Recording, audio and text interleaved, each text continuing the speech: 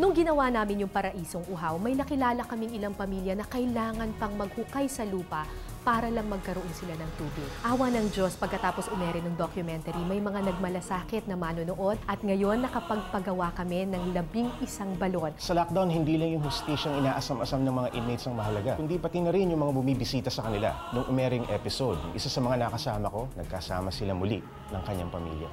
Yung bakas ng paa tungkol sa mga batang walang tsinelas. Pagkatapos ng docu, hindi na sila pumapasok na nakapaa. At yung tulong hindi lang galing dito sa Pilipinas, kundi pati sa ibang bansa. Sa mga lihim ng pamilya ni Rizal, pinalabas namin ang kahalagahan ng ancestral home ng ina ni Rizal. Pagkatapos umere ng episode, napansin ng mayor ang issue at nagbukod ng budget ang local government unit para sa preservation nito. Higit sa mga trophies at awards, yung malaman mong kahit papano nakapagpabago sa lipunan yung mga documentary na aming ginawa, ito ang pinakamalaking karangalan para sa aming lahat sa IWIC.